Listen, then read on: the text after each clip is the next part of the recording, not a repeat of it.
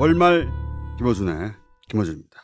패션 세계 유일 패션 프리스트 김홍계. 오늘은 뭡니까? 스페인 가죽의 명가 로에베라는 브랜드가 있어요. 두 가지 인상이 있는데 하나는 왜 로에베지? 이거는 독일식 발음인데.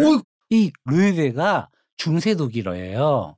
사자라는 뜻입니다. 엔리케 로에베 레스버그 사람 이름이에요. 이 사람이 가죽 장인이었어요. 독일의 장인이었는데 스페인으로 온 겁니다. 마드리드로. 외지인이야. 기술도 있고 외지에서 왔는데도 불구하고 리더십이 있는 거예요.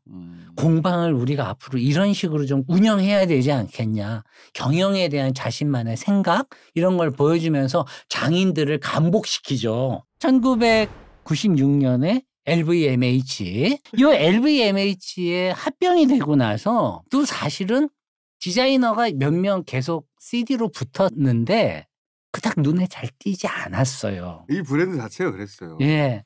이러다가 2013년에 영국의 한 디자이너가 크리에이티브 디렉터로 오면서 바뀌어도 확 바뀌어요. 진짜. 그 디자이너를 받쳐줄 만한 어마어마한 가죽 제작에 대한 어떤 기술이나 노하우, 철학을 갖고 있는 저력이 있죠. LVMH 브랜드에서 제일 오래된 브랜드예요. 창세기 3장 21절에서 뭐라고 얘기합니까? 신이 인간을 위해 제일 먼저 했던 게 그 둘을 위하여 옷을 지어준 겁니다. 무슨 옷? 가죽 옷. 이거를 최신의 과학기술은 밝혀내고 있죠. 유전자 분석 기술을 가지고 생물체를 하나 연구를 해본 겁니다. 몸에 기생하면서 피 빨아먹는 몸이요.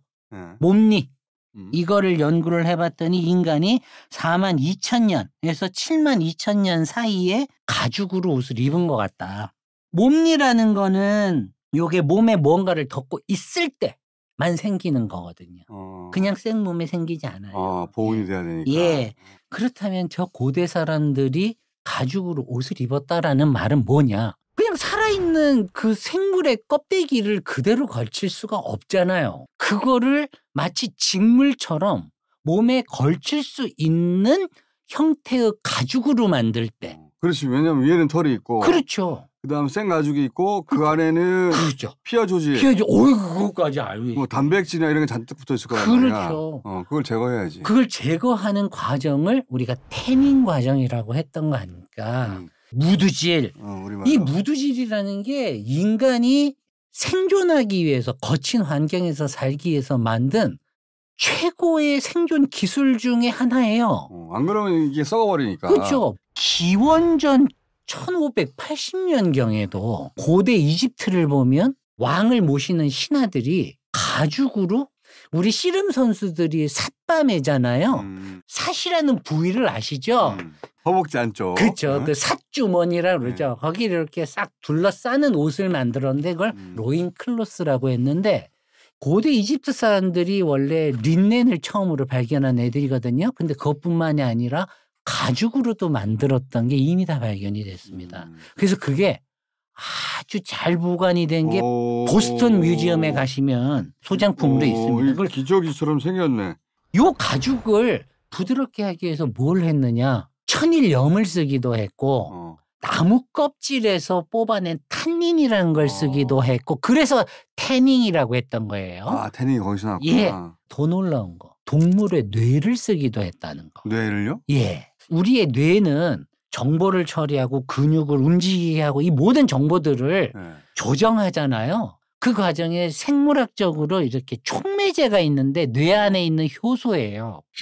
녹여가지고 그 위에 가죽을 이렇게 덮여놓으면 그 효소가 가죽으로 침투하는 겁니다.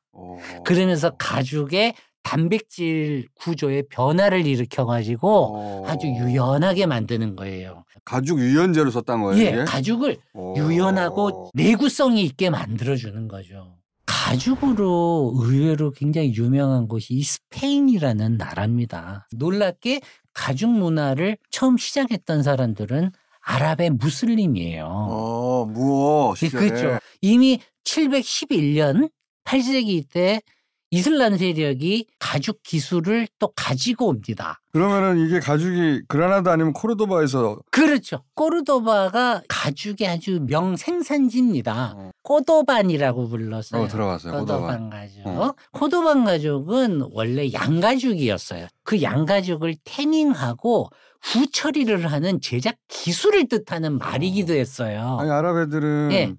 그때는 양을 먹었으니까 그렇죠. 양 가죽이 많이 생산됐겠지. 그런데 사람들이 코도반 가죽이라고 위키에서 찾아보면 뭐라고 돼 있냐면 말 가죽이 나와요. 특히 말의 엉덩이 부분.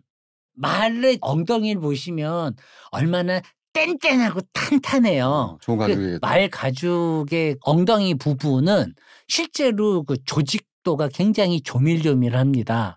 그래서 굉장히 탄력이 있고 염색을 하면 색이 아주 잘 배어나서 예쁜데 요거 가지고 구두를 잘 만들어요.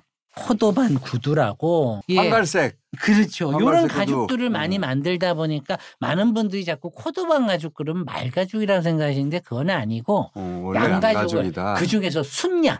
요걸 이제 사람들은 흔히 스페인시 레더, 스페인 가죽이라고 불렀고. 그 시절부터 유명했다. 그렇죠. 네덜란드 화가입니다.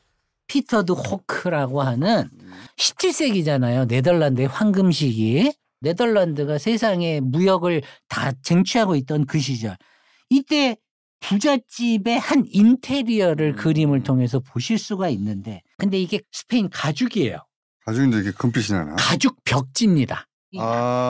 쉽게 말하면 이걸 사람들이 다 금박이라고 생각을 하시거든요. 이 벽을 한번 자세히 보시면 우리가 집에서 인테리어 할 때 제일 먼저 하는 게 벽지 고르는 거예요.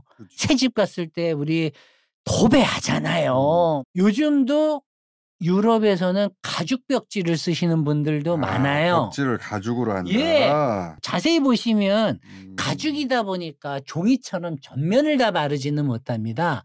특정한 크기로 격자로 잘라서 조립한 거예요. 자세히 호화롭다. 보시면 벽면이 하나하나씩 발려있죠. 호화로워. 그렇죠. 이 양가죽에다가 어떻게 하냐면 은으로 호일을 만들어서 조각조각 붙입니다. 그 위에다가 금빛 바니쉬를 칠한 다음에 꾹 누른 거예요. 압착한 거네. 예. 이 기술이 굉장히 어려운 건데 이게 무어 사람들의 특허 기술이었습니다. 이걸 꽈다메스라고 그래요. 금박 압착 가죽 도배지. 그렇죠. 와 멋있다. 최고인데? 독일 장인 하나가 네. 스페인에 가가지고 네. 자기 기술을 가지고 스페인에 있던 장인들을 규합해가지고 자기 브랜드를 론칭했어. 런칭했습니다. 그래서 이제 1905년에 드디어 스페인 왕실의 공식 납품 업체가 됐죠. 로얄이 됐네. 이때가 이제 알폰소 13세라는 왕이에요. 이때 이 제품이 이미 유명해서 해밍웨이라든가 에바 가드너 같은 여배우들, 소피아 로렌 같은 배우들이 들었던 백들을 보여드리고 있는데 1905년이란 요 시점도 사실은 좀 중요해요. 스페인도 정치가 참 혼란했지 않습니까? 프랑스에서 68혁명 세대가 있었고 스페인은 98세대가 있습니다. 1898년에 있었던 일 때문에 98세대라고 불렀대요. 98세대가 스페인 제국이 몰락하는 계획이 미국과 전쟁을 하면서 괌과 필리핀과 쿠바를 양도하게 되는 그 시대더군요. 그러면서 그 당시 지식인들은 이제 우리 스페인이라는 거인은 껍다구밖에 안 남았다. 근데 이 98세대들이 그랬대요. 딴 나라하고 이제 전장에서 완전히 깨지고 이런 사람들 뭐가 있냐면 그 나라의 민속을 되살리고 왜 우리 90년대 80년대 국풍 운동권 학생들 보면 이렇게 민속놀이 뭐 이런 맞아요. 거 되게 보듯이 이러듯이 스페인 레더를 가죽 기술을 전승하겠다라는 어떤 의지를 좀 또 담았다라는 진정한 스페인 것은 무엇인가? 그렇죠. 그런 가죽밖에 없더라 이렇게 된 거지. 가죽밖에 없더라. 유럽을 제패한 것이 무엇일지 스페인이 가죽이 있었지. 가죽이더라. 스페인이 영토의 사이즈에 비해 유럽에서 산업 기반이 제대로 못 이룬 나라예요. 그러다 보니까 유럽 내에서 약간 2등 국민 같은 자의식이 있더라고. 그런 와중에 우리 것으로 유럽을 제패한 것이 무엇이냐 가죽이다. 가죽입니다. 이렇게 된 것 같고. 그러다 보니까 전통적인 공예를 현대적으로 계승해서 어떻게 하면 젊은 세대들에게 어필할 건가. 그러면서 이제 2013년에 아까 전에 얘기한 조너던 앤더슨. 얘는 영국이긴 합니다. 근데 약간 좀 반골이에요. 북아일랜드 출신입니다. 야가 또 피가 만만치가 않습니다. 정서가 맞았겠네. 저항군 느낌이 나고요. 원래 배우 되려고 그랬어요. 야는 알세 왕립예술학교에서 패션을 했는데 배우 하려다가 이제 접고 디자이너가 됐는데 영국 애들이 저항문화 이런 거 되게 좋아해요. 반문화 좋아하고. 왜냐면은 영국은 유럽에서 신문제가 살아있는 나라예요. 우리 눈에는 안 보이는데 영국 사람들한테는 인지되어 있는 계급차가 확실하게 있어요. 또 아버지가 북아일랜드에서 직물업을 했습니다. 아일랜드에서 산업혁명은 린넨이에요. 그거 공장을 하던 아버지입니다. 밑에서 자라면서 전통의 어떤 수제 기술 같은 거를 너무 잘 알기도 했고 야도 수집벽이 많아서 컬렉터이기도 했어요. 그러면서 이제 유물 같은 걸 많이 모았는데 이런 전통의 기술을 이용을 해서 그 기법을 이용을 해서 컨텐츠만 현대적으로 바꾸는 짓. 이거 많이 한 겁니다. 얘가 유니클로랑 피터 레빗이라고요. 애니메이션? 예, 애니메이션의 만화, 주인공 이런 캐릭터들을 갖고 와서 찍어요. 심지어는 로에베랑은 이웃집의 토토로 캐릭터를 가방으로 만드는 과정에서 쓴 기술이 말입니다. 사진만 보면 이게 그냥 토토로를 찍은 건 줄 알아요. 프린터로 찍은 게 아니고 이게 아까 전에 과다메시를 만들 때 쓰던 전통의 기술입니다. 인타르시아라고 해서 우리로 치면 상감 기법인 거죠. 채워 넣는 거 아시죠? 홈 만들어서 레이저로 가죽을 정밀하게 커팅을 해서 조각조각 이어 붙여가지고 만든 거예요. 이 미친 짓이죠, 이게 사실은. 근데 이게 다 팔린 거 아니에요. 대박 났겠네. 예. 노땅 패션에다가 장인의 기술과 현대적 감각을 팍 더해가지고. 백도 보세요. 조각조각 퍼즐을 내가지고 저걸 조립을 해서 만든. 가죽을 비정형으로 막 누빈 것처럼 붙인 그렇죠. 거. 이게 왜냐하면 이걸 받쳐주는 제작 기술을 갖고 있었기 때문에 가능한 겁니다. 기술은 있는데 얘처럼 생각을 못한 거지. 코끼리 모양. 코끼리 봤어 내가. 진짜 웃겼어. 코끼리 가방. 코끼리처럼 생겼더라고. 네, 그러니까요. 저걸 누가 사나. 되게 재밌어요. 근데 사실 비싸. 이게 별거 아닐 것 같지만 이렇게 조각조각으로 이루어져 있는 재단이라는 게 과다메시로부터 이어져 온 그 장인들의 축적된 기술이 없이는 불가한 거예요. 또 한편으로는 타문화에 관심이 정말 많아요. 그래서 한국에 왔었습니다. 그래요? 여기 서울 풍물시장에도 한번 들러가지고 이렇게 좋은 게 많다니 그러고 막 다 사갔어요. 막 탈이며 뭐며 그냥 그러면서 이 달 항아리. 달 항아리. 이런 걸 보면서 완전히 그냥 미친 거죠. 볼 줄 아네. 백자의 정수. 한국은 나에게 너무나도 특별한 나라가 되어버렸다. 뭐 이러면서 전통의 혁신을 더하는 사고를 갖다 보니 또 세계적인 가수들이 좋아합니다. 혁신적으로 디자인을 재창조하면서 이제 스타들이 붙었구나. 뭐 비욘세가 이제 르네상스 월드 투어를 할 때 저 로에베의 독특한 옷을 입고 또 나섰고 리아나는 슈퍼볼이라고 미국에서는 이게 제일 큰 축제잖아요. 맞아요. 월드컵보다 더 커요. 하프타임 그 중간 쉬는 시간에 쇼 나오는 거 이거 할 때도 이거 옷을 입었습니다.